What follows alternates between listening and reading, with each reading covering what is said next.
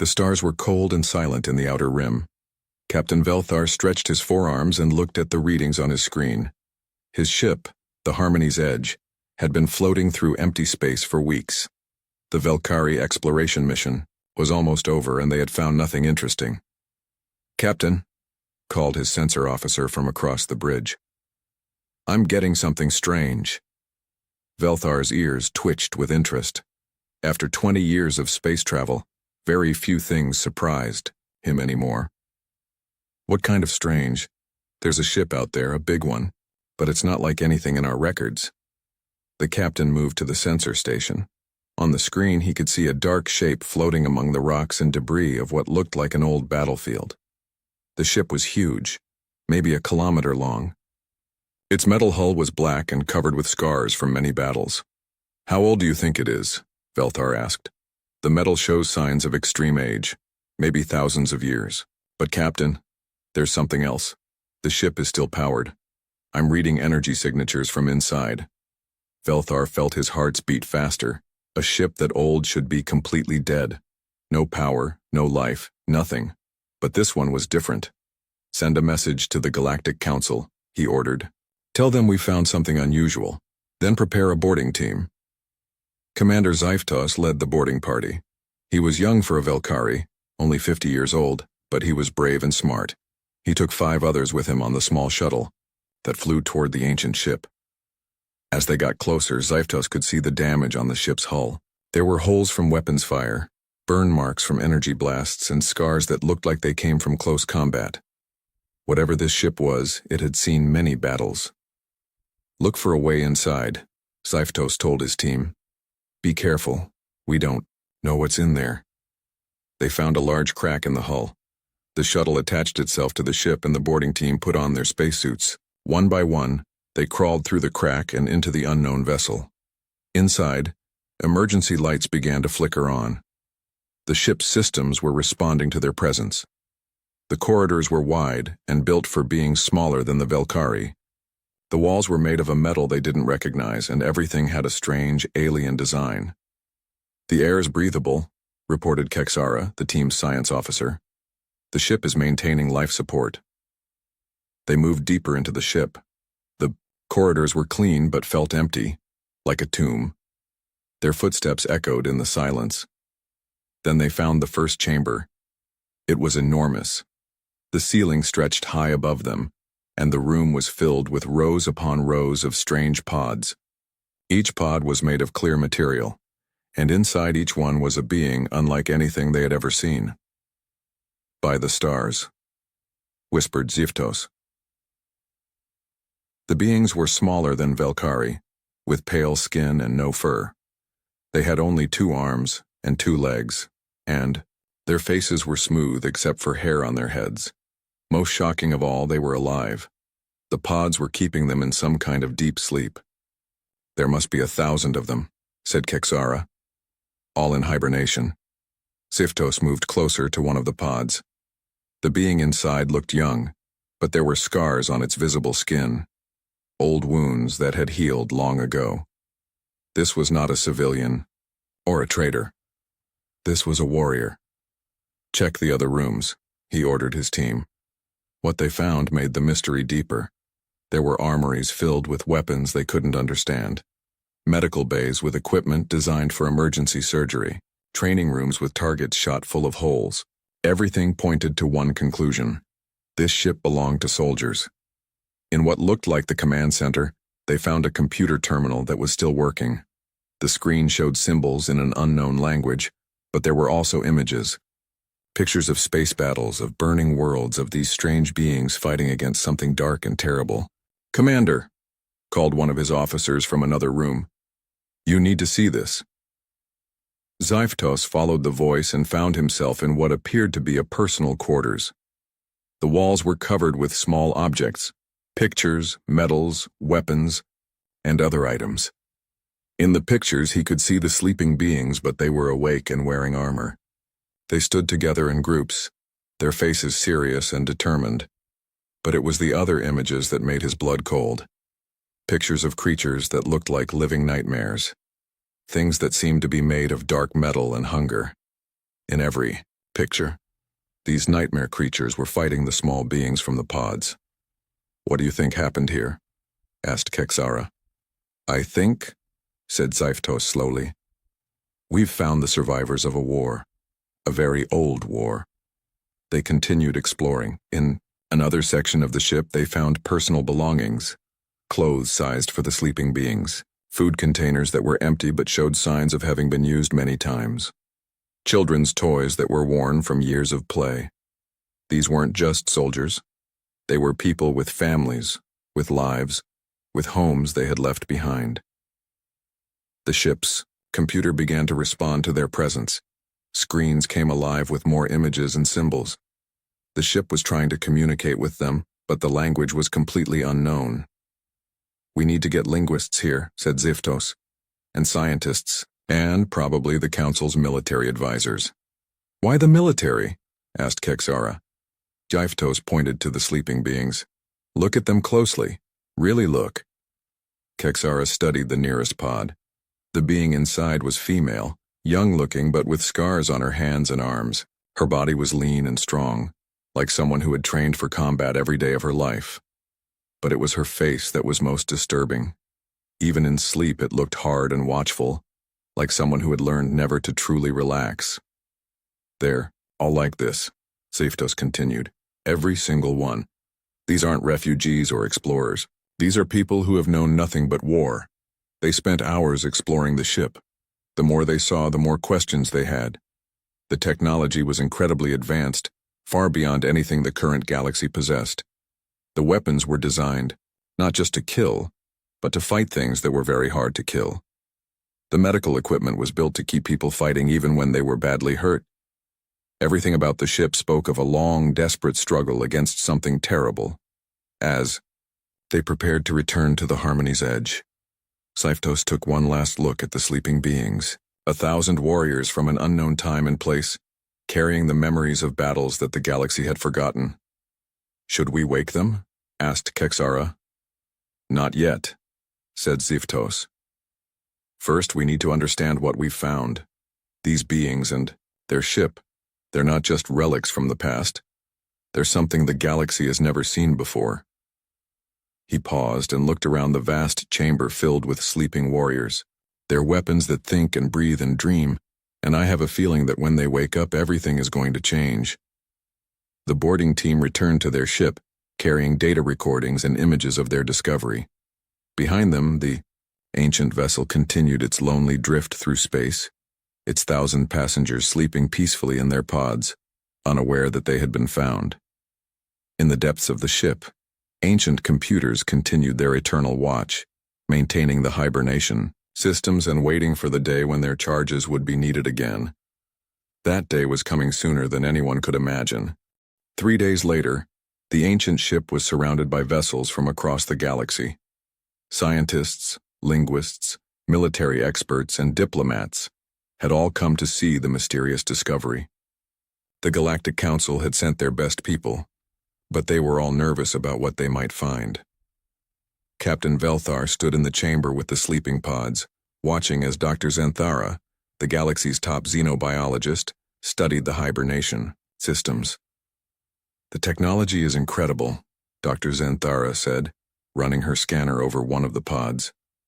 "These systems have been running perfectly for thousands of years. The beings inside are in perfect health. Can we wake one of them safely?" asked Council Representative Morden. "I believe so. But Captain, are you sure this is wise? We know nothing about these creatures. They could be dangerous." Captain Velthar looked at the sleeping warriors. "We need answers, and they're the only ones who can give them to us."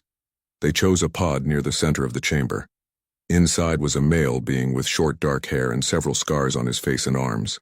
His body looked strong but tired, like someone who had fought too many battles. Dr. Xanthara worked carefully with the pod's controls. The ancient technology was complex, but after hours of study, she thought she understood how it worked. "Beginning revival process," she announced. The pod began to hum softly. Lights flickered along its surface. Inside, the sleeping being's breathing changed. His eyes moved under his closed eyelids. Slowly, very slowly, he began to wake up. His eyes opened, suddenly wide and alert. He sat up quickly, looking around the chamber with the practiced gaze of a soldier checking for threats. When he saw the aliens surrounding him, his hand moved instinctively to where a weapon might have been. "Easy," said Dr. Zenthara, holding up her hands. "We're friends, you're safe." The being spoke in a language none of them understood. His voice was rough, like someone who hadn't spoken in a very long time. He kept looking around the chamber, taking in every detail. "Computer," called Captain Velthar to the ship's AI. "Can you translate?" The ship's ancient systems came alive. Lights flashed on panels around the chamber. Then suddenly the being spoke again, and this time they could understand him. "Where are we? What happened to the war?" His voice was urgent, concerned. "What war?" asked Representative Morden. The being looked at him with confusion. "The war, against the Devourers. How long have we been asleep? Did we win?" The aliens looked at each other. None of them had heard of any Devourers. "What's your name?" Dr. Zenthara asked gently. "Taman, Combat Engineer, 3rd Battalion, Human Defense Force," he answered automatically, like he had said these words many times before. "I need to report to command. Where is Admiral Jun-Ho?" "Human?" asked Captain Velthar. "Is that what your species is called?" Taimin stared at him. "You don't know what humans are? What species are you? Where are the other races from the Alliance?" Dr. Zenthara spoke softly. "Taimin, I think you've been asleep for a very long time. We don't know about any alliance or any war with Devourers. We found your ship drifting in space." Taimin was quiet for a long moment, then he asked, "How long?" "We estimate at least 3,000 years. The human was silent. His face went very pale. Then he asked in a whisper, "The others? Are they alive?" "They're sleeping like you were. We can wake them if you want." "Yes," said Taimin immediately. "Wake Hana first. She's our engineer. Then Do Hyun. He's tactical. We need to assess our situation." They moved to another pod. Inside was a female human with long black hair. She looked younger than Taimin but had the same alert, warrior-like appearance. When Hana woke up, she was just as quick and alert as Taimin. Her first words were, "Status report." 3,000 years, Hana," Taimin said quietly. "We've been asleep for 3,000 years." Hana sat in silence for a moment. Then she started asking technical questions about the ship's condition, about their location, about the aliens who had found them. Her mind was working quickly, processing information and making plans. They woke Do Hyun next. He was a calm man with steady eyes and hands that never stopped moving, always ready for action. When he learned about the situation, he asked immediately about potential threats and escape routes. The fourth to wake was So Young, who had been the ship's medical officer. She immediately started checking on her fellow humans, making sure the hibernation process hadn't harmed them. As more humans awakened, the aliens began to understand what they were dealing with. These weren't ordinary people. Every human, male or female, young or old, showed the same traits. They were alert, disciplined, and constantly aware of their surroundings. They moved with the efficiency of people who had trained together for years. But most disturbing of all, they all asked the same questions. Where was the enemy? How was the war going? What was their mission? "There is no war," Representative Morden tried to explain. "The galaxy has been at peace for centuries." The humans looked at each other. Taimin spoke for all of them. "If there's no war, then we won. The sacrifice worked." "What sacrifice?" asked Dr. Zenthara. "The final offensive. We gave everything to stop the Devourers from reaching the inner systems. Earth, the colonies, all of it." Taiman's voice was heavy with old grief. "We were supposed to be the survivors, the witnesses. We carry the memories of humanity's last stand." So Young, who had been quiet while examining the hibernation systems, looked up. "Tae-min, there's something wrong. The navigation computer shows we drifted much farther than we should have. We're not in the same galaxy anymore." The humans became very still. Do-hyun asked quietly. Are you saying we never made it to the rally point? I'm saying we never made it anywhere. The navigation system failed after we entered hibernation. We've been drifting in dark space for 3 millennia. The weight of this information settled over everyone. The humans had expected to wake up to news of victory or defeat. Instead, they had woken up in a completely different galaxy, surrounded by species they had never seen, with no way to know if their sacrifice had meant anything. Hana was the first to speak. Then we're the last humans in existence. Not necessarily, said Taimin. If the Devourers were stopped, there might be other survivors. Colonies that were protected, ships that escaped. After 3,000 years? Asked So Young. Even if some survived, they wouldn't be the same people. We knew. They'd be strangers. Do-hyun stood up and walked to one of the chamber's windows. Outside, he could see the alien ships surrounding their vessel. We need to understand this new galaxy. Learn about the species here, their capabilities, their threats. Why? Asked Representative Morden. Do-hyun turned to look at him. Because that's what we do. We're soldiers. We protect people from threats they can't handle themselves. But there are no threats, insisted the representative. We have peace. The humans looked at each other again. There was something in their expressions that made the aliens uncomfortable. It was the look of people who knew things others didn't, who had seen darkness that others couldn't imagine. Peace doesn't last, said Taemin quietly. There's always something out there in the dark, waiting. We've learned that the hard way. Hana started working on the ship's computers, trying to access their historical records. If we're going to live in this galaxy, we need to understand it, and they need to understand us. What do you mean? Asked Dr. Zenthara. So Young answered. She means you need to know what humans are capable of, what we've done, what we've survived, what we can teach you. And what we might have to do again, added Do-hyun, still looking out at the stars, if the peace you're so proud of ever comes to an end. The aliens didn't understand then what the humans meant. They couldn't imagine that these thousands sleeping warriors carried knowledge that might someday save or damn them all, but they were about to learn. The great assembly hall on Zenthar Prime had never seen such panic. Representatives from hundreds of worlds sat in their floating seats, all talking at once. The discovery of the humans had spread across the galaxy in just days, and the reaction was not what anyone had expected. Prime Minister Kethala called for order. Her voice was calm, but her 4 eyes showed the strain she was feeling. We are here to discuss the human situation. Captain Velthar will present his report. Captain Velthar stood at the center of the hall. Around him, holographic displays showed images from the human ship, the sleeping pods, the weapons, the battle-scarred corridors. The humans have been awake for a week now, he began. We have learned much about them, and frankly I am concerned. Murmurs filled the hall. Representatives leaned forward in their seats. Their technology is centuries ahead of ours, Velthar continued. Their weapons can destroy ships with a single shot.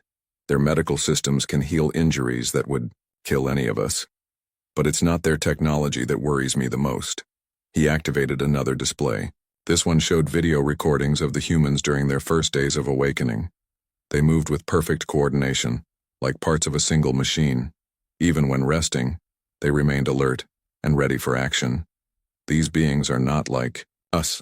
They do not think like us. Every human, from the youngest to the oldest, is a trained killer. They have been shaped by war in ways we cannot understand. A representative from the Aquari system spoke up. Are they hostile? No, said Velthar. They are polite and cooperative, but they see everything through the lens of combat. When they look at our peaceful worlds, they see targets that need defending. When they look at our trade routes, they see supply lines that could be cut. When they look at us, they see civilians who cannot protect themselves. The hall erupted in concerned voices. Representatives demanded to know what the humans wanted, whether they could be trusted, whether they should be allowed to remain free.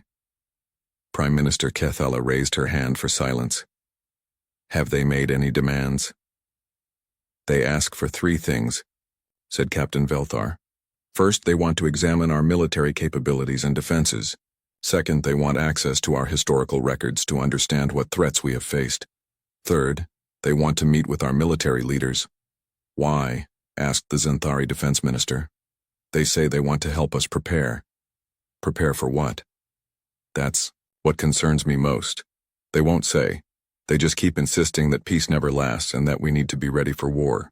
At that moment, the hall's main doors opened. 5 figures walked in, humans who had been invited to address the council. Seok-Jin led the group, his military bearing obvious even in civilian clothes. Behind him came Hana, Do-hyun, So-young, and Taemin. The humans looked small compared to most of the alien species in the hall, but something about them made everyone fall silent. They moved with quiet confidence, their eyes constantly scanning for threats that didn't exist. Prime Minister Kethala spoke first. Welcome, humans. We are honored by your presence. Please, tell us about yourselves. Seok-Jin stepped forward. Thank you, Prime Minister. I am Seok-Jin, former colonel in the Human Defense Force. These are my colleagues. We come in peace, seeking only to understand this galaxy and perhaps to be useful to it. His voice was calm and professional, but there was something underneath it, a hardness that made the aliens uncomfortable. We understand you have survived a great war, said the Prime Minister. We have survived the greatest war, Seok-Jin corrected gently. For 2 centuries, humanity fought against an enemy that wanted to consume all life in the galaxy. We learned things about warfare, about survival, about sacrifice that no species should have to learn. But you won, said a representative from the core worlds. We stopped them, said Seok-Jin, at great cost. Our homeworld is gone. Our colonies are gone. Most of our people are gone. We 1,000 are all that remain of a species that once numbered in the billions. The hall was completely silent now. The weight of those words settled over everyone like a heavy blanket. Hana stepped forward. We don't want your pity.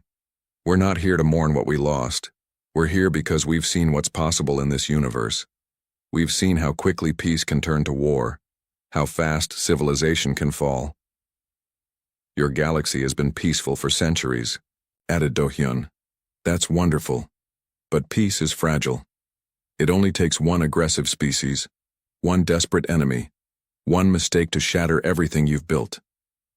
Are you threatening us? Demanded the Aquari representative. No, said So-young, quietly. We're trying to help you. You've built something beautiful here. A galaxy where different species work together, where conflicts are resolved through diplomacy. But you've also made yourselves soft. Soft? The Prime Minister's voice was sharp. Taemin answered. Your military forces are designed for peacekeeping, not warfighting. Your planets have no real defenses. Your people don't know how to fight or hide or run when they need to. If a real threat ever appeared, you would be helpless. The humans looked around the hall, meeting the eyes of aliens who were beginning to understand what they were saying. We don't want to change your society, said Seok-Jin. We don't want to make you into warriors like us. But we can teach you how to protect what you've built, how to be ready for threats you can't imagine. What kind of threats? Asked the defense minister. The humans looked at each other. Some unspoken communication passed between them. The enemy we fought called themselves the Devourers, said Hana. They were not a species like you or us. They were something else. They turned matter itself into more of themselves, consuming entire star systems to grow stronger. They started. Small, added Do-hyun. Just a few ships from outside the galaxy. By the time we understood what they were, they had already consumed dozens of worlds. They grew exponentially, becoming more powerful with every victory. How did you defeat them? Asked the Prime Minister. We didn't defeat them, said Seok-Jin. We hurt them badly enough to make them retreat, but creatures like that don't die easily. They adapt, they learn, they come back stronger. Are you saying they might return? I'm saying something like them always returns, said So-young. The universe is vast and dark and full of things that want to destroy what you've built. Your peace has lasted because you've been lucky. Luck runs out. The hall erupted again. Some representatives were angry, saying the humans were trying to scare them. Others were thoughtful, wondering if the warnings might be true. A few looked terrified at the idea of facing enemies they couldn't understand. Prime Minister Kethala called for order again. What exactly are you proposing? Let us study your defenses, said Sokjin. Let us share what we know about warfare and survival. Let us help you prepare for threats that might never come. If we're wrong and your peace lasts forever, then you'll have wasted some resources on unnecessary preparations. If we're right, he didn't finish the sentence, he didn't need to. We'll consider your proposal, said the Prime Minister. But I must ask, what do you gain from this? Taman answered. Purpose. We're soldiers without a war, protectors without people to protect. You could give us a reason to keep existing. And if we say no, then we'll find a quiet corner of the galaxy and live out our days in peace, said Hana. But we'll always be watching the sky, waiting for the darkness to return. The humans left the hall then, walking together with the same quiet discipline they had shown when they entered. Behind them, the representatives began the most important debate in galactic history. They couldn't know that their decision would determine whether their civilization would survive the storm that was already coming. The humans could see it in their faces, in their body language, in their complete lack of readiness for what the universe could throw at them. The galaxy had lived in peace for so long that they had forgotten how to recognize the signs of approaching war. But the humans knew those signs. They had lived with them for centuries, and deep in the dark spaces between galaxies, something old and hungry was beginning to stir, drawn by the energy signatures of a thriving civilization that had grown fat and complacent in its prosperity. The humans could feel it coming, they always could. Mireille had always loved ancient puzzles, but this one was different. The human data files were like nothing she had ever seen. Each record was encrypted multiple times, hidden behind layers of security that spoke of desperate paranoia and terrible secrets. She worked in the research center on Zenthar Prime, surrounded by the galaxy's best linguists and archaeologists. They had been studying human records for weeks, slowly piecing together the story of humanity's war against the Devourers. Look at this, called Dr. Nexels from his workstation. I've decoded another battle report. The humans fought something at a place called Kepler Station. The report is disturbing. Mireille moved to his screen. The translated text made her stomach turn. It described enemy creatures that could remake themselves from the bodies of the dead, weapons that turned matter into more enemies, and human tactics that seemed impossibly brutal. They orbital bombed their own colonies, Dr. Nexels said quietly. Rather than let them fall to the enemy, they destroyed them completely. Billions of their own people. Keep reading, Mireille said. There's more. The report continued with clinical descriptions of scorched earth tactics, the systematic destruction of everything that could be useful to the enemy. The humans had not just fought the Devourers. They had denied them resources by destroying entire star systems. This can't be accurate, said another researcher. No species would willingly destroy so much. It's accurate, came a voice from the doorway. They turned to see Yan Wu, one of the younger humans who had begun working with the research team. She was barely 25 by human standards, but her eyes held the same weight as the older warriors. You were there? Asked Dr. Nexels. No, but my parents were. I was born on the evacuation ships during the final retreat. Yan Wu moved to look at the screen. Kepler Station was my mother's birthplace. She told me about the decision to bomb. How could they make such a choice? So asked Mireille. Because the alternative was worse, Yan Wu said simply. If the Devourers had taken the station, they would have used everything there, the people, the resources, the technology, to make more of themselves. Every human who died in the bombing was one less weapon the enemy could use against us. She touched the screen gently, as if remembering faces she had never seen. My mother said the hardest part wasn't the dying. It was living with the knowledge that it was necessary. Mireille felt a chill. These humans weren't monsters. They were people who had been forced to become monsters to survive. Over the following days, more records were decoded. Each one revealed new horrors. The Devourers had been unlike any enemy the current galaxy could imagine. They didn't conquer. They consumed. They didn't negotiate. They absorbed. They turned entire civilizations into raw materials for their expansion. Here's something interesting, called Dr. Vexara from the main terminal. I've found Admiral Junho's final broadcast, the one sent just before humanity's last offensive. The recording appeared on the central screen. A human man in military uniform looked directly at them across 3,000 years. His face was exhausted but determined.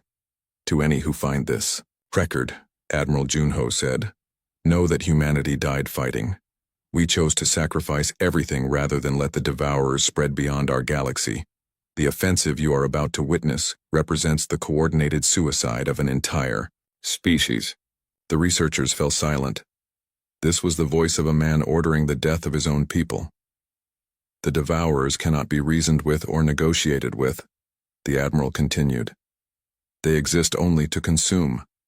They have taken our worlds, our colonies, our hope. But they will not take our future. We will burn ourselves out like a star going supernova, and in that burning, we will wound them badly enough to stop their advance. The recording paused as the Admiral looked away, as if gathering strength for what came next. The 1,000 aboard the Eternal Vigil carry our complete tactical database and genetic records.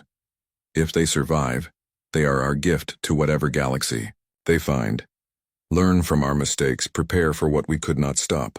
Mireille realized she was holding her breath. Around the room, other researchers were equally transfixed. The weapons we used in the final offensive will scatter the Devourers across dark space, Admiral Junho said, but they will not destroy them completely. They will regenerate, they will adapt, and someday they will return. When they do, remember that we bought you time with our lives. Use it wisely. The recording ended. The room was completely silent. How long ago was this sent? Whispered Dr. Nexels. According to the timestamp, exactly 3,217 years ago, Mireille said. Yan Wu was studying another screen. Mireille, you need to see this. I've found something in the long-range sensor data. Mireille moved to her workstation. The display showed deep space scans from the galaxy's edge, data collected by automated monitoring stations. What am I looking at? Energy signatures that match the Devourer profiles in our records. Very faint, very far away, but getting stronger. Mireille's blood went cold. You're saying they're coming back? I'm saying they never left. They've been out there, in the dark between galaxies, slowly rebuilding themselves, and now they're moving again. Dr. Nexels rushed to his own terminal. I'll contact the Galactic Council immediately. Wait, said Yanwu. You need to understand what you're dealing with first. The humans who woke up from the ship, they know this was coming. They've been preparing for it since the day they arrived. How could they know? Because they understand the enemy better than anyone. The Devourers are patient. They can wait centuries or millennia to heal from their wounds, but they never forget. And they never give up. Mireille looked at the data again. The energy signatures were still faint, still distant, but they were definitely getting stronger. How long do we have? Yanwu consulted the human tactical programs. Based on the pattern of their approach and the energy levels we're detecting, I estimate 6 months before the first scouts reach the outer systems. 6 months, repeated Dr. Nexels, to prepare for an enemy that destroyed humanity. No, said Yanwu firmly. 6 months to prepare for an enemy that humanity wounded. We know their weaknesses now. We know their tactics. And this time they're not facing just humans. She stood up and faced the other researchers. This galaxy has hundreds of species, thousands of worlds, resources that humanity could never dream of. If we can unite them, if we can teach them what we learned, we might actually win this time. And if we can't? Yunwu's expression grew hard, and for a moment she looked exactly like the older human warriors. Then we'll make the same choice humanity made 3,000 years ago. We'll burn everything rather than let them take it. Mireille realized that the humans hadn't just brought tactical knowledge to their galaxy. They had brought a way of thinking. That was completely alien to peaceful civilizations. The willingness to sacrifice everything to protect what mattered most. The question was whether the galaxy could learn to think like that before it was too late. Outside, the monitoring stations continued their watch on the dark edges of space, where ancient enemies were stirring from their long sleep. The energy signatures grew stronger each day, heralding the return of something that had once consumed entire star systems. But this time, they would not face a lone humanity fighting desperately against impossible odds. This time, they would face a galaxy that had been warned, prepared, and taught by the survivors of the greatest war in history. The humans had spent 3,000 years in hibernation, carrying the knowledge their species had bought with blood and sacrifice. Now it was time to see if that knowledge could save a civilization that had never known true war. The countdown had begun, and somewhere in the dark, ancient hunger was waking up. The first attack came without warning. Outer Colony 7, a peaceful mining world on the galaxy's edge, simply stopped transmitting. One moment they were sending routine status reports. The next there was nothing but silence. Captain Velthar led the rescue fleet to investigate. What they found made veteran spacers sick to their stomachs. The planet was still there, but it was wrong. The surface had been stripped clean and reformed into strange geometric patterns. The cities were gone. The people were gone. Everything organic had been consumed and converted into something else. By the stars, whispered his communications officer. What happened here? Velthar knew exactly what had happened, but he didn't want to believe it. The humans had been right. The Devourers were back. He activated the emergency channel to Zenthar Prime. This is Captain Velthar. Outer Colony 7 has fallen to hostile forces. I need immediate contact with the human advisors.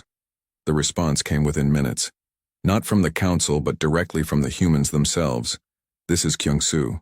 We're already mobilizing. Send us all your sensor data and get your ships out of there, now. But the colonists are gone. Kyung-Soo's voice was gentle but firm. Captain, I know this is hard to accept, but anyone who was on that planet is beyond help.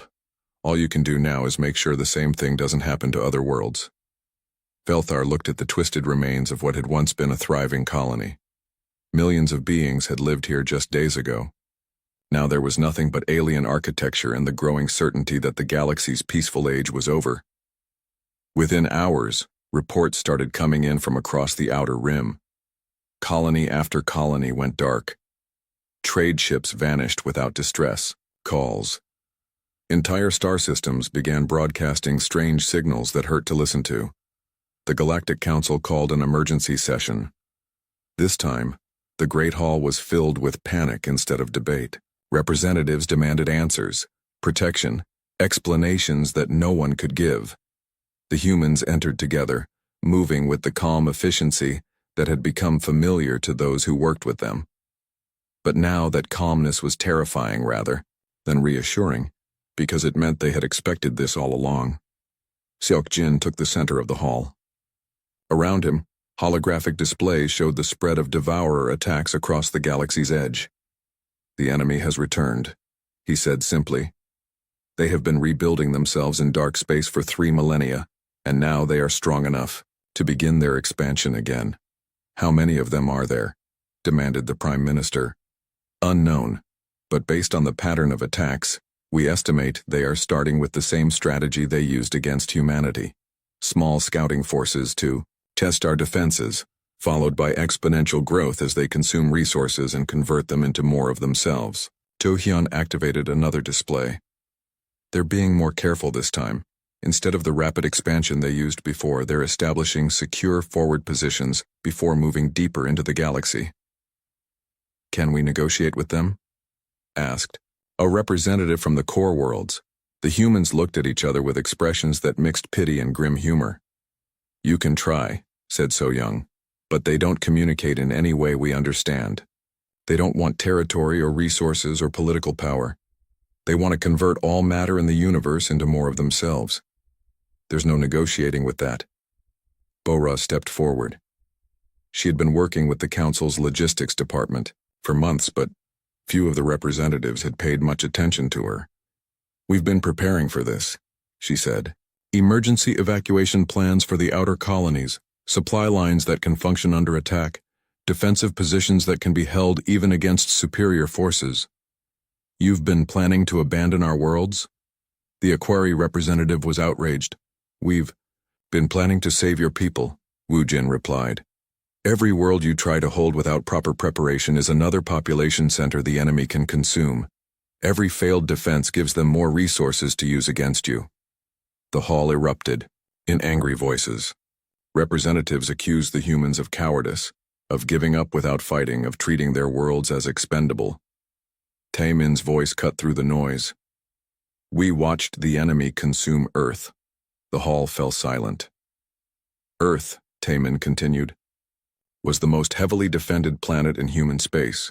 Orbital fortresses, planetary shields, defense fleets that could destroy entire armadas. We threw everything we had at them and it wasn't enough. The planet fell in 6 hours. Then how do we fight them?" asked the Prime Minister. Janae had been working with the Council's military planners, teaching them concepts that no peaceful civilization wanted to learn. Now she spoke with the authority of someone who had seen too much death. "You fight them the way we learned to fight them. You hit them where they're weak and run when they're strong. You deny them resources by destroying anything you can't defend. You accept that some battles can't be won and focus on winning the war. That's not how civilized beings conduct warfare," protested the defense minister. "Civilized warfare is a luxury," said Hana quietly. "When you're fighting for the survival of all life in the galaxy, you use whatever tactics work." She activated a display showing human battle records from the final war. "We tried civilized warfare at first. Formal battles, rules of engagement, protection for civilians. We lost every single engagement until we learned to fight like they do. Without mercy, without hesitation, without limits." The representatives stared at images of human forces using tactics that horrified them. Kamikaze attacks where entire fleets sacrificed themselves to destroy single enemy ships. Poisoned worlds that were made uninhabitable rather than allowed to fall.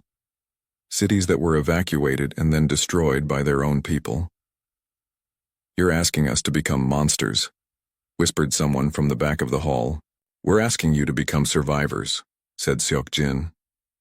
"The choice is yours. Fight like us and maybe live, or fight like you always have, and definitely die." Over the next weeks, as more colonies fell and the enemy presence grew stronger, the galaxy began to change. Some worlds refused to evacuate, insisting they could defend themselves. Those worlds went dark within days. Others followed human evacuation protocols and managed to save most of their populations. The humans dispersed throughout the galaxy, each becoming the center of a growing resistance cell. They taught alien military forces tactics that went against everything they believed in. They showed civilian populations how to hide, how to run, how to survive when their governments could no longer protect them. Kyung-soo found himself working with species who had never imagined they would need to learn guerrilla warfare. He taught them how to fight from the shadows, how to strike at enemy supply lines, how to make every conquered world cost the enemy more than it was worth. "The key," he explained to a group of Zenthari military officers, "is not to win battles. It's to make them pay such a high price for every victory that they can't afford to keep advancing." "But what about honor?" asked one officer. "What about protecting our people?" "Honor is meaningless if your species goes extinct," Kyung-soo replied. "And the best way to protect your people is to keep them alive, even if it means doing things that disgust you." As the war spread deeper into the galaxy, more species began to understand what the humans had been trying to tell them. Peace was fragile.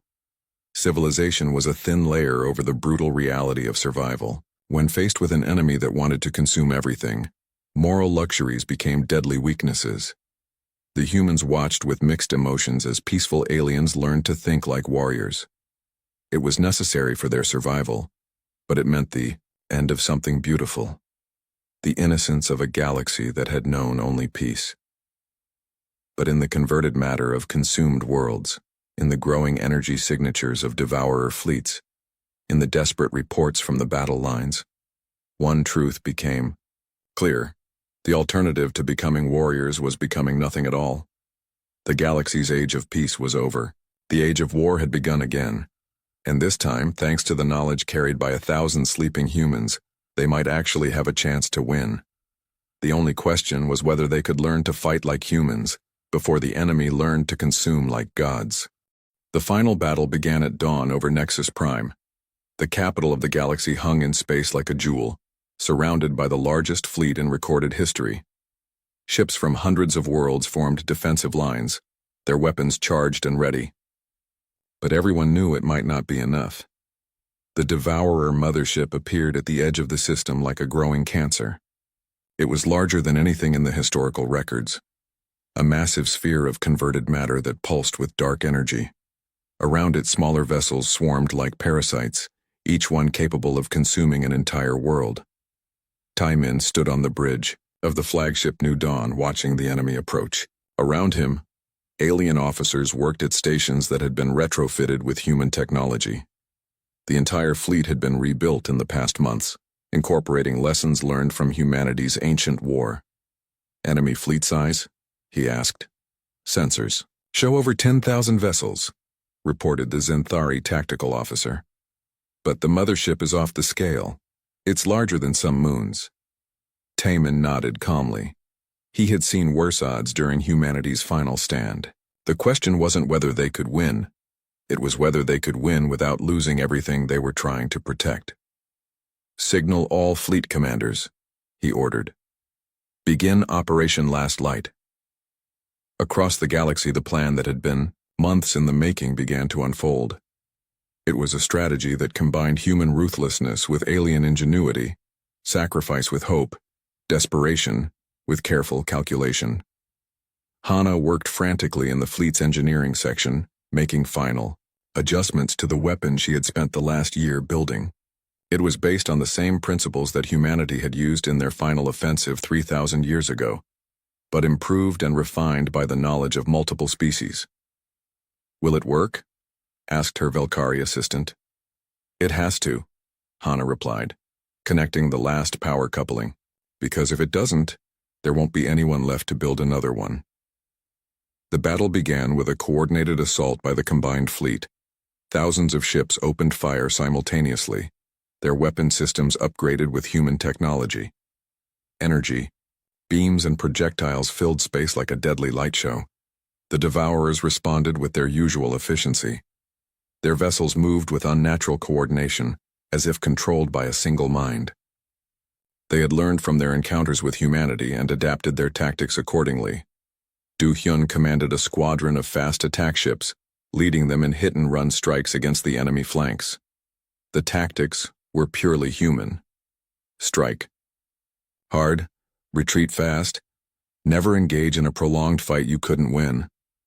Remember, he transmitted to his pilots, we're not trying to destroy them all. We're buying time for the primary weapon to charge.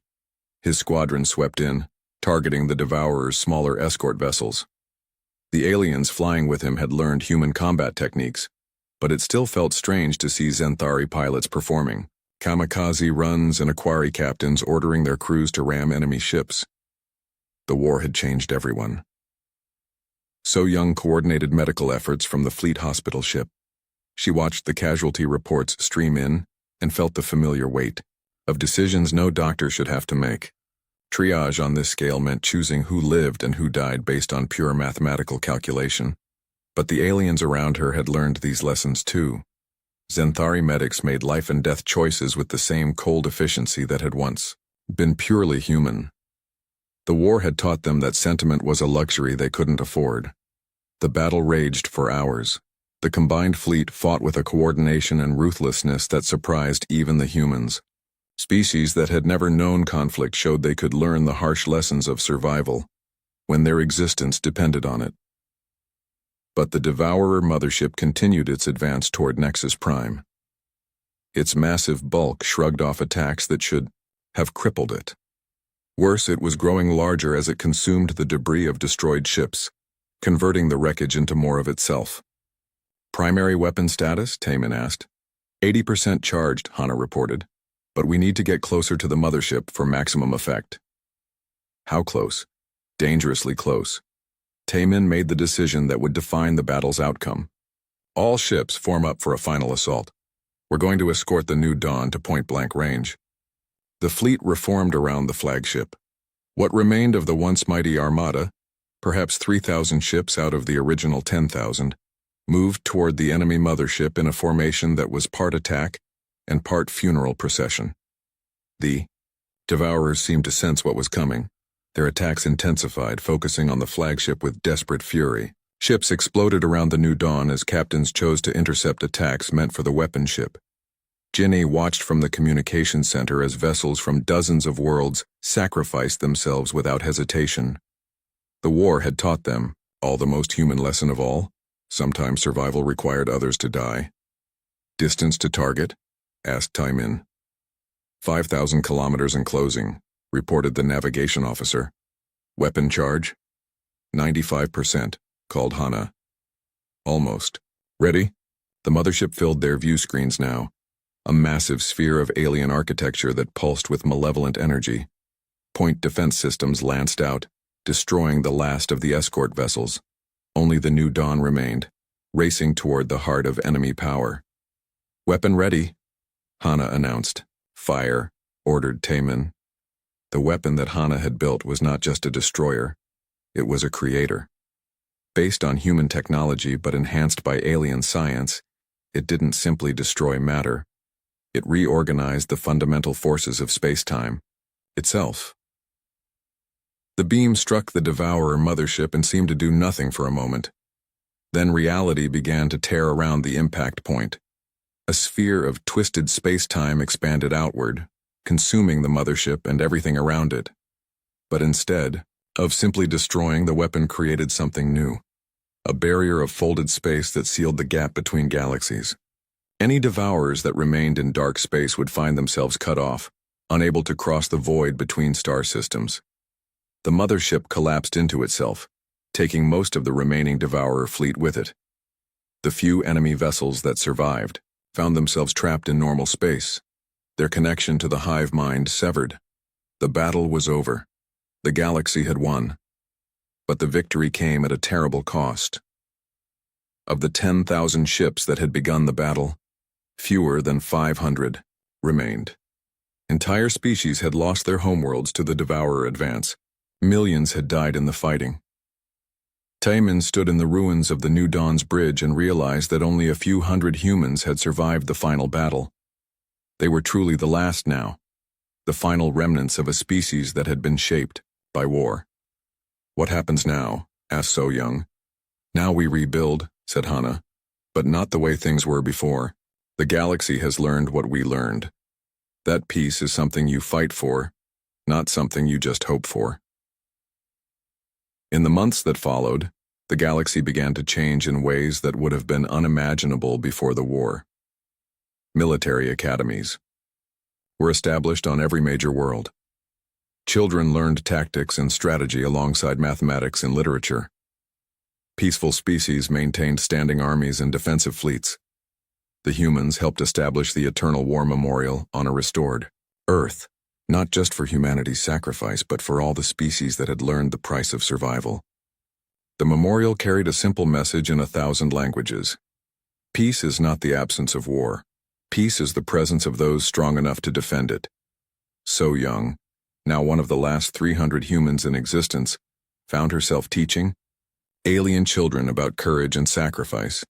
They looked at her with eyes that held too much knowledge for their ages. They were the generation that would never know the innocent peace their parents had enjoyed. Will the Devourers come back? Asked a young Xanthari student. Probably not, So Young replied. But something else will. There's always something else out there in the dark. That's why we prepare. That's why we remember. That's why we stay. Strong.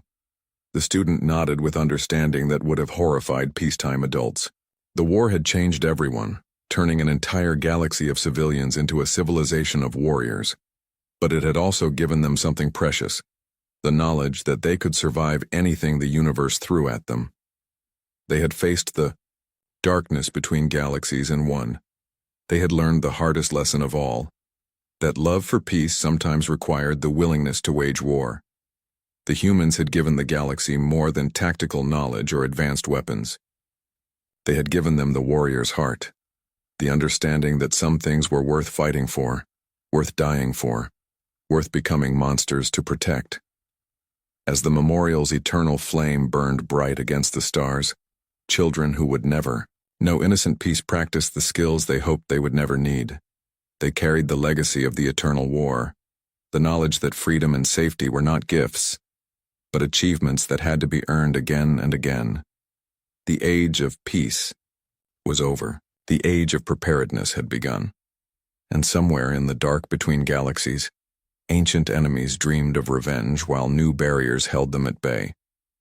But if they ever found a way through, they would not face the naive civilizations they had consumed before. They would face the students of humanity, species that had learned the hardest truths about survival and chosen to remember them. The eternal war was over, but its lessons would last. The Grand Hall of the Galactic Council was silent. All eyes turned to Zekthor as he walked to the center platform. His forelegs moved slowly across the smooth floor. The insectoid officer carried a data crystal in his smaller arm. He could feel the weight of what he was about to share. Around him sat representatives from 200 species. Some had scales, others had fur or feathers. A few were made of energy itself. But today they all shared the same concern. They were afraid. Zekthor placed the crystal into the projection device. A hologram appeared above them. It showed a small blue and green planet. Earth, he said, his voice translator making clicking sounds. A primitive world in the outer regions. They have not even left their own star system yet. They fight among themselves. They have no unified government. By all our calculations, they should be easy to conquer. He paused and looked around the hall. 7 species have tried. 7 fleets have gone to Earth, none have returned. Whispers filled the hall. Council members shifted in their seats. A large reptilian delegate stood up. Perhaps they were weak, the reptilian said. The Korth Empire sent only a small force. Same with the Velix Union. Small fleets mean small losses. Zekthor changed the hologram. Numbers appeared in the air. The first fleet had 50 ships. The second had 120. The third had 300. Each fleet was stronger than the one before. The last fleet, sent by the Dravok Collective, had 800 warships. That fleet could have destroyed most planets in our council. He let that sink in. They all vanished without a trace. The reptilian delegate sat down slowly.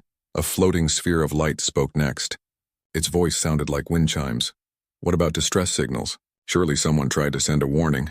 Nothing, Zekthor replied. No distress calls. No escape pods. No debris fields in space. Complete silence. Every single fleet jumped into the Earth system and never came back. It is as if they never existed. A small furry creature raised one paw. Could there be a guardian species?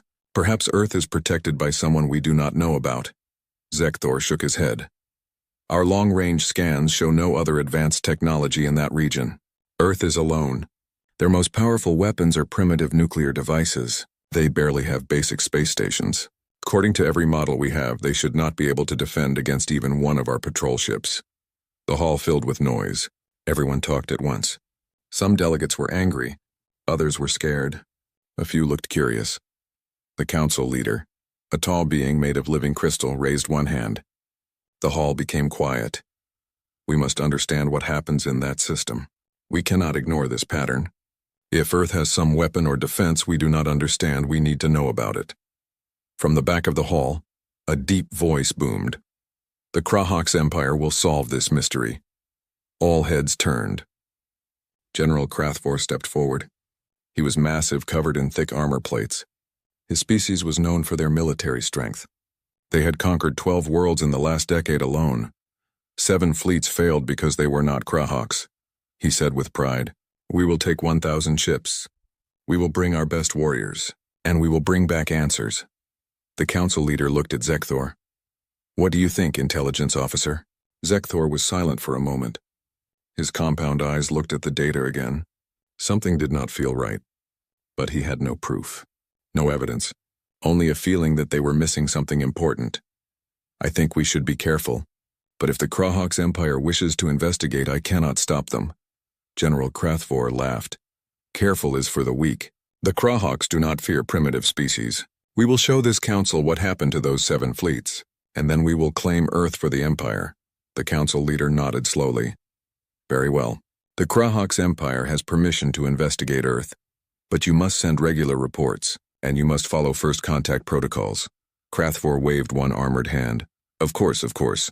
We will follow all the rules. But Zekthor saw the look in the general's eyes. The Krahawks had no plans to follow any protocols. They wanted conquest. They wanted glory. After the meeting ended, Zekthor returned to his quarters. He could not shake the feeling of dread. 7 fleets had disappeared. What made the Krahawks think they would be different? He pulled up his personal console and sent a coded message to a contact in the intelligence network. The message was simple but dangerous. He was requesting permission to place hidden monitoring drones on several Krahawk ships. If the council found out, he could lose his position. But he needed to know what happened to those fleets. 2 days later, he received approval. It came from the council leader herself. She was worried too. Zekthor worked through the night. He modified 6 small drones to hide in the Krahawk ships. They would record everything and send the data back through quantum channels. Even if the ships were destroyed, the information would survive. 3 weeks passed. The Krahawks fleet gathered at the edge of council space. 1,000 warships, enough firepower to level a continent. General Krathvor stood on the bridge of his flagship, looking at the stars ahead. Zekthor watched from a distance as his drones attached themselves to 6 different ships. No one noticed. The Krahawks were too confident, too sure of their victory. The fleet activated their jump drives. Space bent around them. In a flash of light, they were gone. Zekthor sat in his quarters and waited. His screens showed the drone feeds. The Krahawks fleet was traveling through jump space. They would reach Earth in 3 hours. He thought about the humans. What were they like? Were they warriors? Did they have some secret weapon? Or was there something else? Something nobody had considered. The timer counted down. 2 hours, 1 hour, 30 minutes. Then the screens flickered. The Krahawks fleet had arrived in the Earth system. Zekthor leaned forward, his compound eyes focused on every detail. On the bridge of the flagship, General Krathvor stood tall. All ships, battle formation. Charge weapons. Prepare the surrender demand. The communications officer worked at his station. General, we are detecting thousands of transmissions from the planet, but they are not directed at us. Krathvor frowned. What do you mean? The humans are transmitting to each other. Hundreds of different frequencies. Many different languages. They seem to be arguing. The general laughed. They do not even have a unified command. This will be easier than I thought. Send the demand. Tell them to surrender immediately. The message was sent. It broadcast across all human frequencies. A simple demand for total surrender. And in that moment, everything changed. Across Earth, humans stopped arguing with each other. Governments paused their debates. Militaries put aside their differences. For the first time in their history, humans had a common enemy. General Krathvor did not understand the response he received. It was not a surrender. It was not even a formal military communication. It was hundreds of different voices all saying the same thing in their own way. No. The human response confused General Krathvor. He had expected fear or immediate submission. Instead, his communications officer looked more puzzled with each passing minute. General, we are receiving thousands of responses, but none of them are official government communications. We have civilians, military units, corporations, even individual citizens responding to us. Krathvor walked to the communication station and looked at the screen. Messages scrolled past in hundreds of human languages. His computer translated them automatically. One message said, "Come and try it." Another said, "You picked the wrong planet." A third simply showed a middle finger gesture. His database informed him it was an insult. "Where are their leaders?" the general demanded. "Every species has leaders. Someone who speaks for the whole planet." The officer shook his head. "They have nearly 200 different governments. All of them are responding, but they are not agreeing on what to say. Some want to negotiate. Others want to fight. Many are still arguing with each other." Krathvor could not believe what he was hearing. A divided world should be easy to conquer. You simply play one side against the other. But something felt wrong. "Show me their military installations," he ordered. The tactical display lit up with hundreds of red dots across the planet. Military bases, missile silos, naval fleets, air force stations. All of them were powering up weapon systems. They are preparing to fight, the tactical officer reported. But General, their coordination is strange. They are not following standard military doctrine. Each nation is responding independently, but they are all targeting us. Then something unexpected happened. On the screen, Krathvor watched as former enemies started sharing information. Nations that had been at war with each other days before were now exchanging military data and tactical plans. Interesting, Krathvor said. They unite against an outside threat. Still they are primitive. We will give them one more chance to surrender, and then we will show them the power of the Krahok's empire. He ordered his communications officer to broadcast another message. This time, it was not a demand. It was a warning. The Krahok's fleet would destroy one satellite as a demonstration of their power. A beam weapon fired from one of the warships. In space, a human communications satellite exploded into a cloud of metal fragments. Krathvor expected panic. He expected the humans to see their helplessness and give up. Instead, the human response got angrier. General, the communications officer said, his voice uncertain. That satellite belonged to a private corporation, not a government.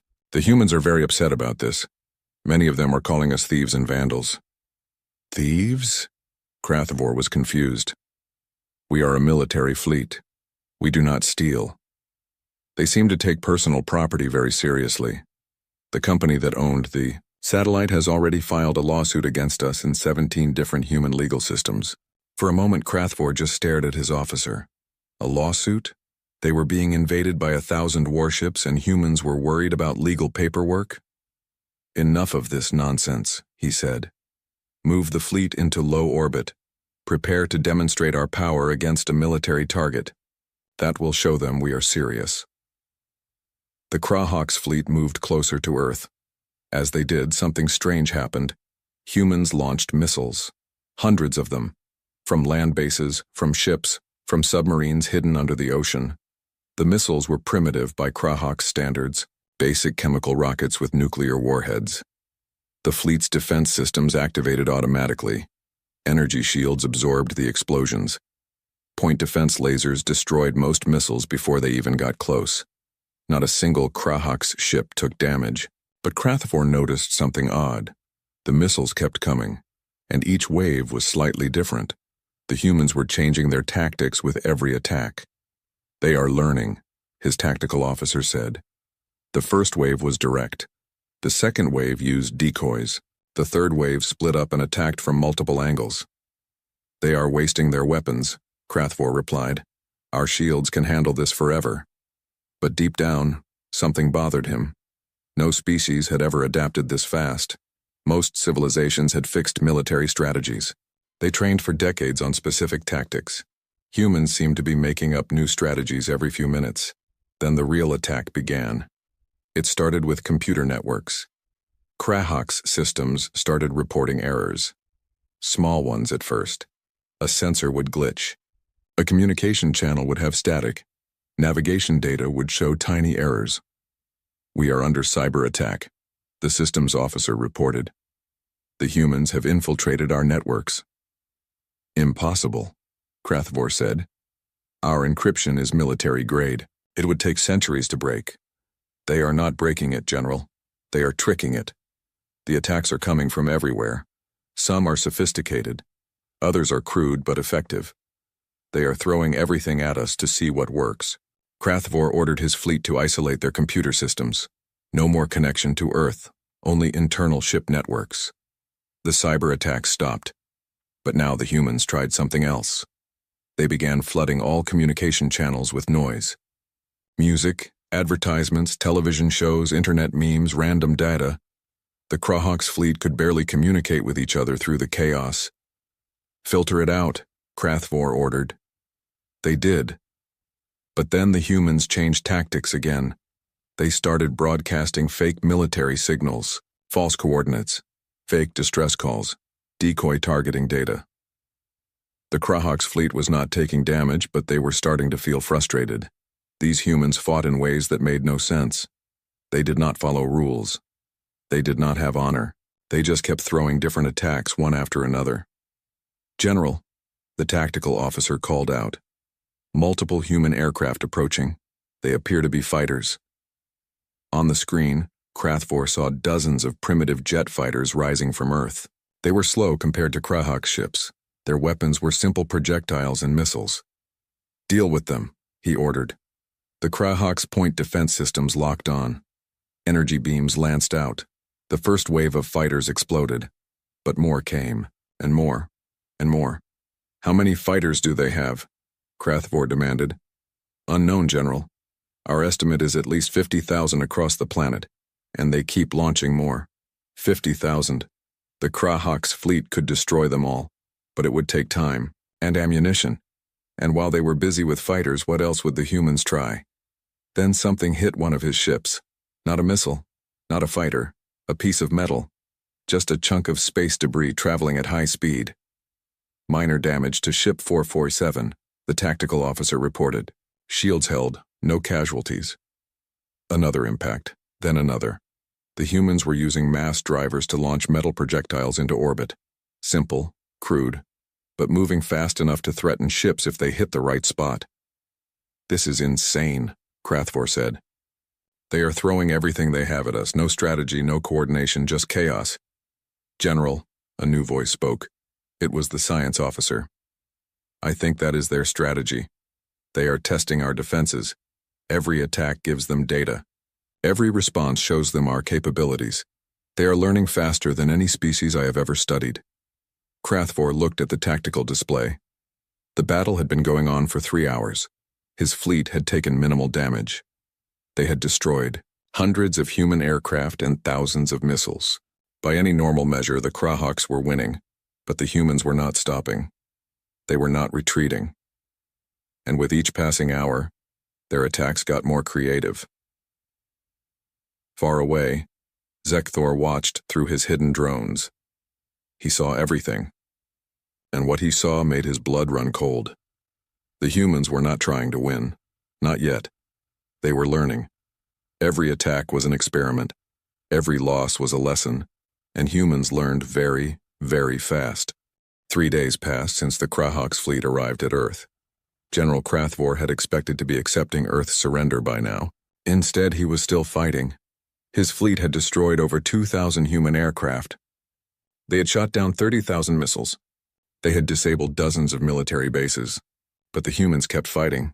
What bothered Krathvor most was how the humans fought. They did not act like any military force he had ever faced. There was no central command, no grand strategy, just millions of humans doing whatever they could to cause problems. Some attacks were military, fighter jets and missiles. Others were civilian. Hackers crashed ship computers. Radio operators jammed communications. Even ordinary citizens found ways to interfere. But the worst part was how fast they adapted.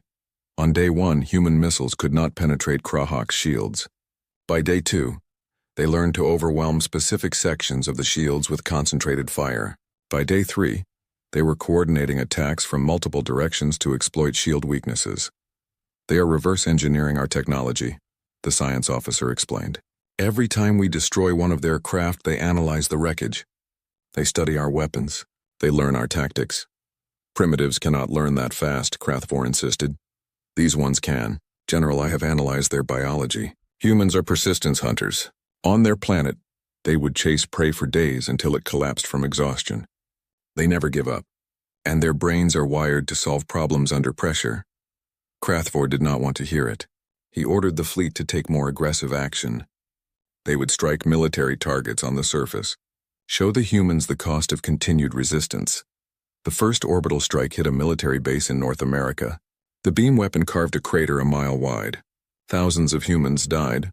Krathvor expected the humans to be horrified, to surrender. Instead, something else happened. The humans got angry. Within an hour, every human nation that had been neutral declared war on the Krahaks.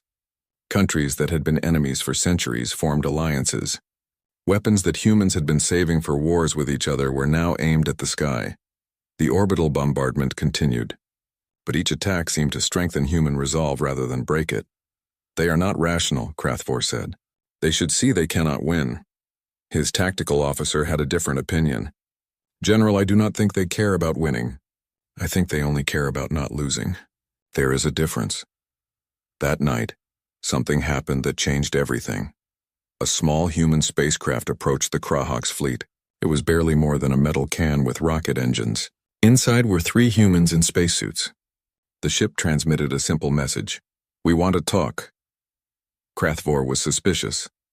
But he was also curious. He ordered the ship brought aboard his flagship. The humans were searched for weapons. They had none. The 3 humans stood in the conference room. 2 men and 1 woman. They looked tired, but not afraid. I am Dr. Sarah Chen, the woman said through a translation device.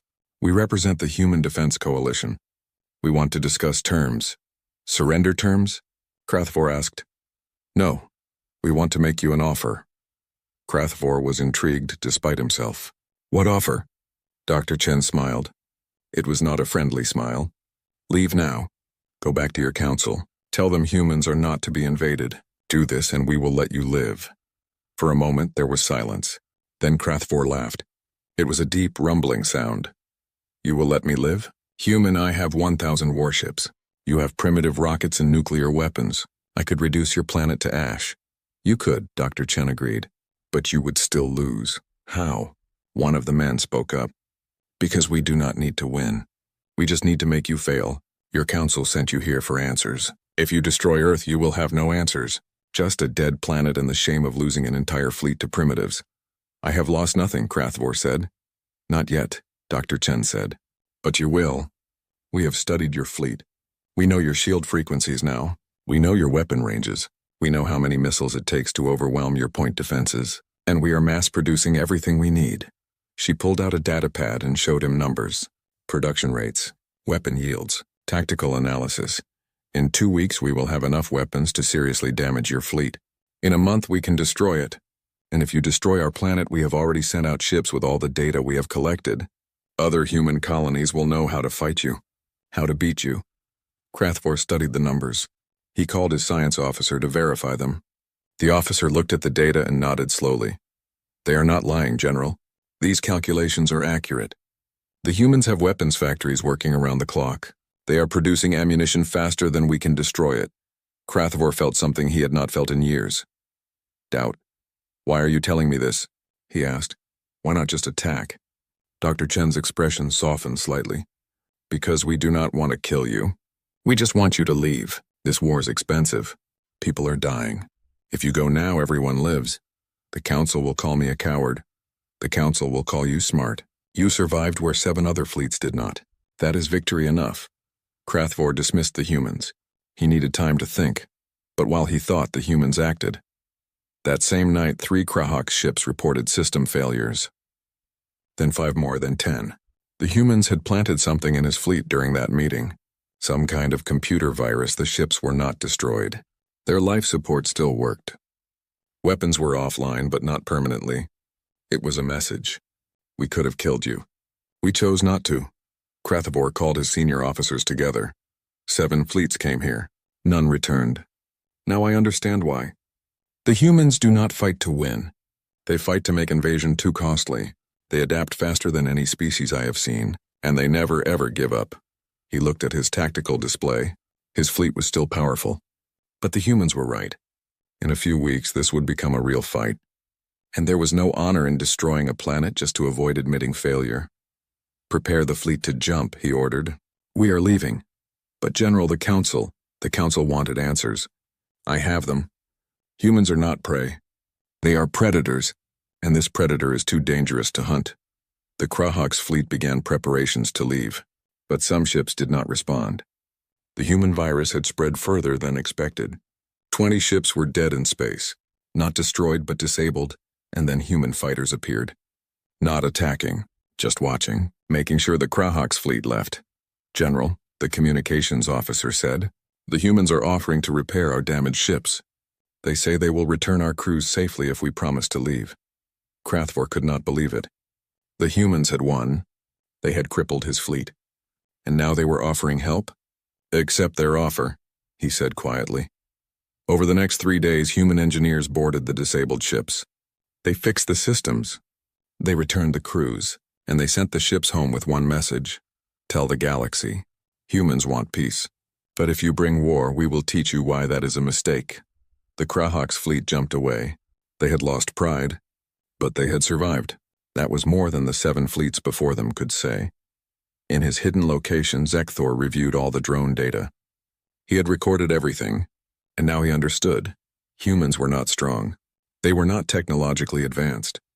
But they were adaptable, persistent, and they fought with a creativity that no other species could match. That made them the most dangerous species in the galaxy. The Galactic Council chamber was more crowded than Zekthor had ever seen it. Word of the Krahok's fleet's return had spread fast. Everyone wanted to hear what had happened. General Krathvor stood before the council. He looked different now, less proud, more cautious. His armor had scorch marks from the battle. I am alive, he began. My fleet survived. But we did not conquer Earth, we could not. Silence filled the hall. No one spoke. They waited for the explanation. Krathvor told them everything.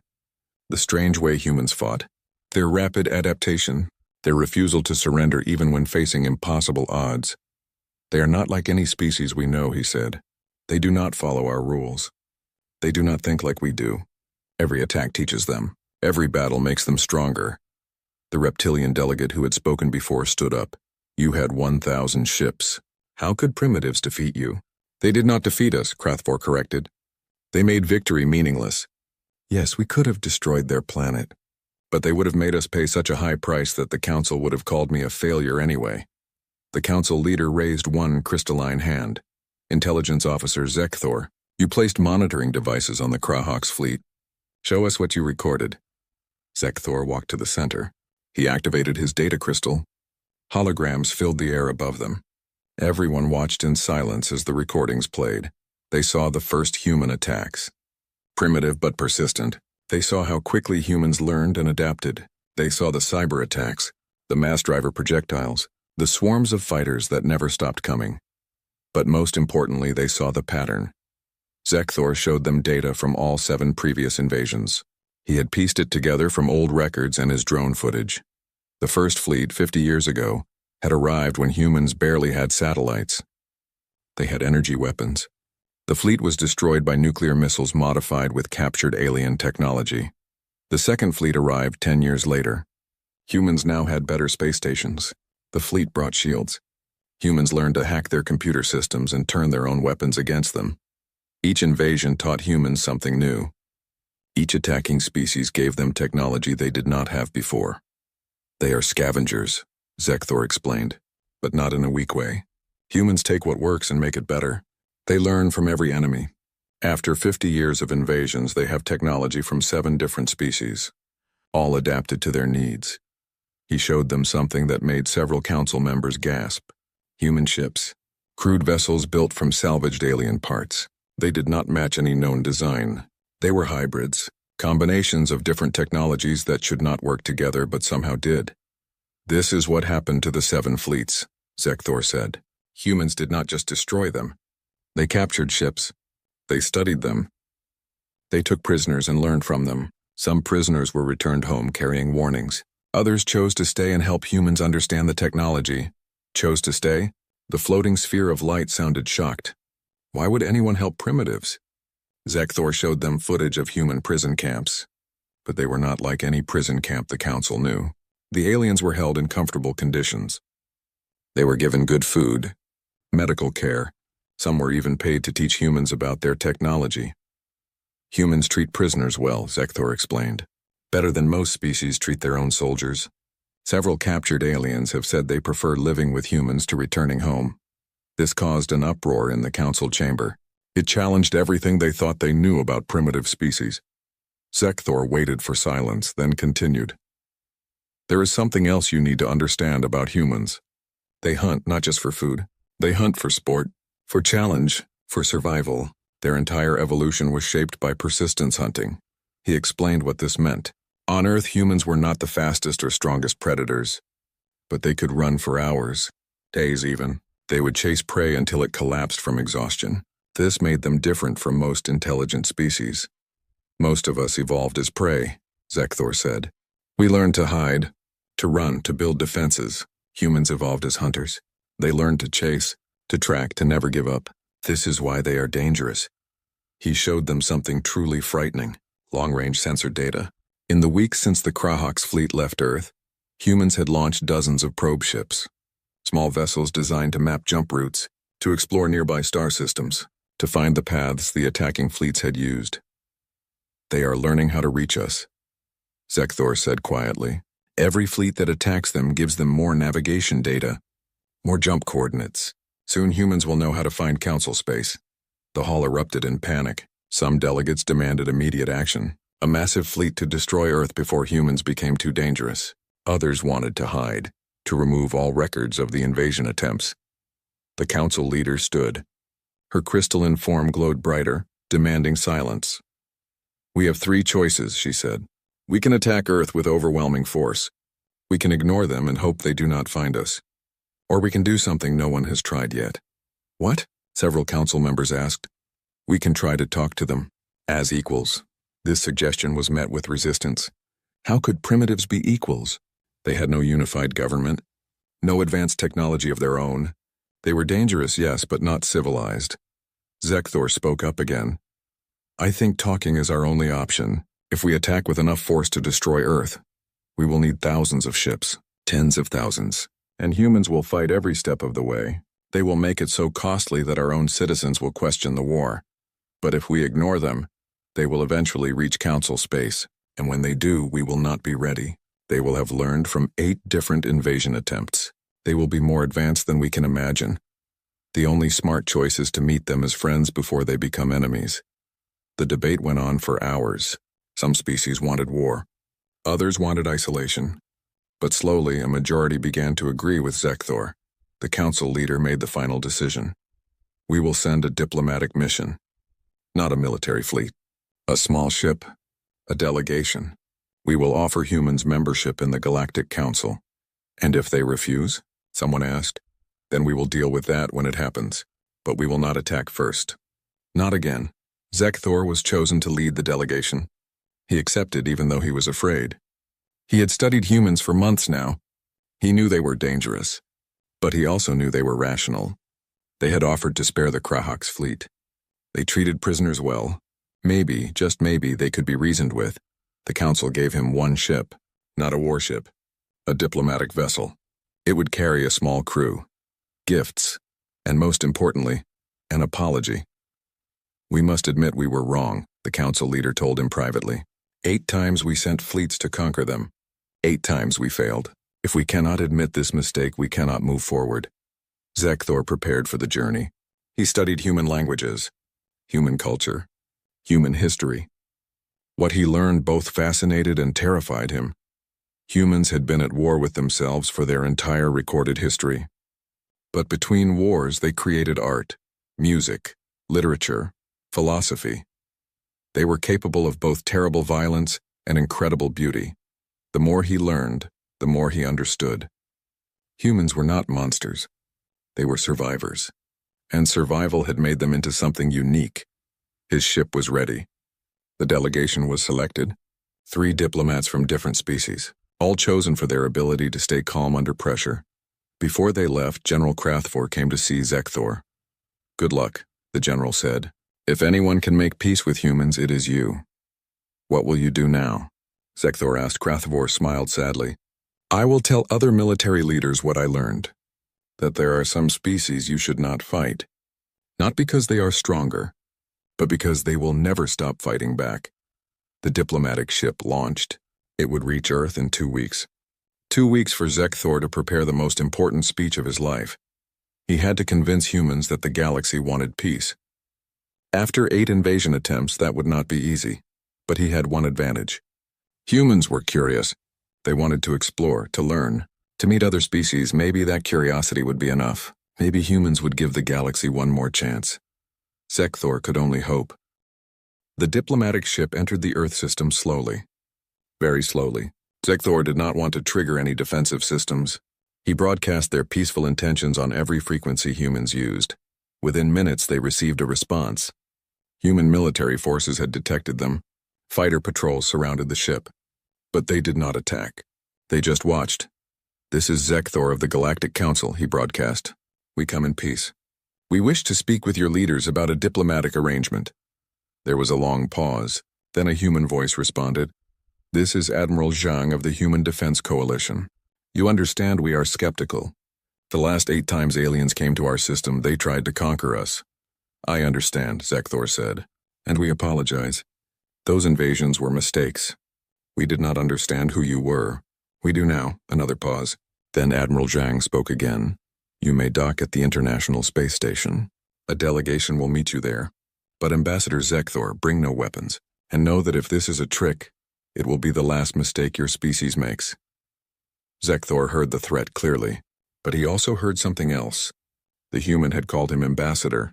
That meant they were willing to talk. The diplomatic ship docked at the human space station. Zekthor and his team went through thorough security checks. The humans were careful, professional. They treated the aliens with respect but also caution. Finally, Zekthor was led to a conference room. Inside, 12 humans waited. They represented different nations and organizations. All of them looked tired. The recent battles had taken their toll. Dr. Sarah Chen was there. She recognized Zekthor from his broadcasts. "Thank you for seeing us," Zekthor began. "I know you have every reason to be suspicious." "Yes, we do," Dr. Chen said. 8 invasions in 50 years. Thousands dead. Trillions spent on defense. So why should we listen to you now?" Zekthor had prepared for this. He activated a holographic display. It showed everything. The council meetings. The debates. The fear that had driven the invasions. "We were afraid," he said simply. "We saw a species that was different from us. Aggressive. Divided. We thought you were dangerous. So we tried to eliminate the threat before it grew." "You were right about one thing," Admiral Zhang said. "We are dangerous. You learned that the hard way." "Yes. But we also learned something else. You do not want conquest. You want to be left alone. Every invasion fleet that offered to leave peacefully was allowed to go. You could have destroyed them all. You chose not to." The humans looked at each other. One of them, a younger man in a military uniform, spoke up. "We are not monsters. We fight when we have to. But we prefer peace. We always have." Zekthor nodded. "We understand that now. The Galactic Council has sent me to make you an offer. We want to invite humanity to join the Council as a member species." The room fell silent. No one had expected this. "You want us to join?" Dr. Chen asked carefully. "After trying to conquer us 8 times, now you want us as allies?" "Yes, because we finally understand what you are. You are not primitives. You are survivors. You adapt faster than any species we have ever encountered. You take technology from enemies and make it better. You never give up. These are valuable traits." He changed the hologram. It now showed threats the galaxy faced. Pirate fleets, rogue AI systems, unexplored regions of space with unknown dangers. The galaxy needs species like yours. We have become comfortable. We follow rules. We avoid risk. But sometimes the universe requires adaptability, creativity, the willingness to try new solutions. Humans have all of these qualities. The human delegation discussed this among themselves. They spoke in several languages. Zekthor's translator worked hard to keep up. Finally, Dr. Chen spoke for the group. "We have conditions." "Name them," Zekthor said. "First, all prisoners from previous invasions must be returned home if they wish to go. Those who want to stay on Earth may do so." Agreed. "Second, Earth remains independent. We will cooperate with the Council, but we govern ourselves. That is standard for all Council members. Third, we want full access to Council technology. No restrictions, no secrets." This was harder. Some Council technology was protected, but Zekthor thought about it. Humans had already stolen or reverse-engineered technology from 8 different species. They would figure it out eventually anyway. "I will recommend this to the Council, but you must agree to share your own innovations in return." Dr. Chen smiled. "Deal. I think you will find human creativity quite valuable." They talked for hours. Details were worked out. Treaties were drafted. By the end, both sides were exhausted but satisfied. As Zekthor prepared to leave, a young human approached him. She looked about 10 years old. Her mother, one of the delegates, had brought her to the station. Mr. Zekthor? The child asked. Can I ask you something? Of course. Why did you attack us 8 times before you said hello? That seems weird. Zekthor looked at the child. Her question was simple but cut to the heart of the matter. Adults complicated things with politics and strategy. Children saw the truth. You are right, he said. It was weird. And stupid. We were afraid of what we did not understand, so we attacked first and asked questions later. That is what bullies do, the child said matter-of-factly. Yes, it is. And we are sorry. The child nodded, satisfied with this answer. She skipped away to rejoin her mother. Dr. Chen had watched the exchange. She walked over to Zekthor. Children are honest, she said. Adults learn to hide the truth behind fancy words. But she is right. Your council was a bully. I know, Zekthor said. That is why we are trying to change. Humans have taught us a valuable lesson. Strength is not just about weapons and technology. It is about knowing when to fight and when to make friends. You learn fast, Dr. Chen observed. Not as fast as humans, but we try. The diplomatic mission returned to Council space with good news. Humans had agreed to join the Galactic Council. They would start as provisional members. In 5 years, if both sides were satisfied, the membership would become permanent. The Council chamber received the news with mixed reactions. Some were pleased. Others were worried. But everyone agreed on one thing. The galaxy had changed. Over the following months, human diplomats arrived at Council stations. Human scientists exchanged information with alien researchers. Human merchants began trading with other species. And the Council discovered something remarkable. Humans brought innovation everywhere they went. They looked at old problems with fresh eyes. They combined technologies in ways no one had thought of before. They asked questions that challenged assumptions. One human innovation became famous across the galaxy. A mathematician named Dr. James Wong solved a physics problem that had stumped alien scientists for centuries. The solution was elegant and simple. When asked how he did it, Dr. Wong said he just approached it differently. That became the human reputation. They approached everything differently. 5 years passed. The provisional period ended. The Galactic Council held a vote. Should humanity become permanent members? The vote was unanimous. Yes.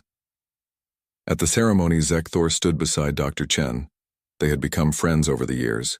She was now Earth's chief ambassador to the Council. We did it, she said. From enemies to allies in 5 years. Humans did the hard part, Zekthor replied. You forgave us. That takes more strength than winning battles. Dr. Chen smiled. We are practical. Holding grudges is expensive. Making friends is profitable. The council leader addressed the assembly. Her crystalline form glowed with pride.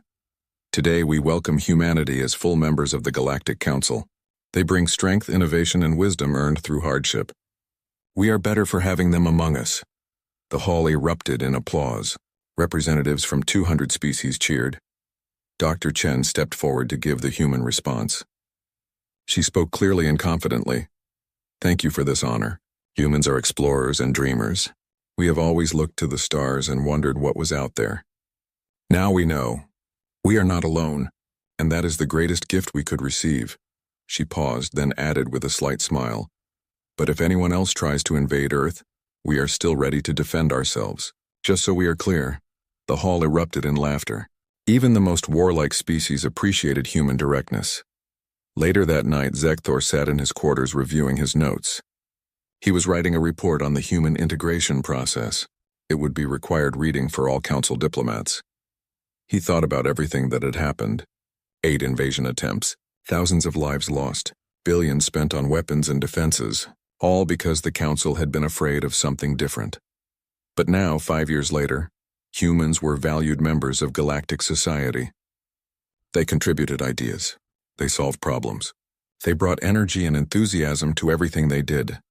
The galaxy would never make the mistake of underestimating humans again.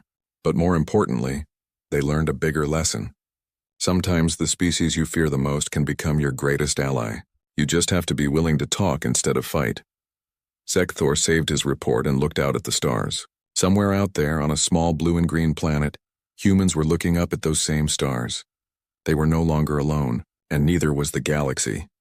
Everything had changed because someone finally asked the right question. Not how do we defeat them, But how do we talk to them? Sometimes the simplest solution is the best one.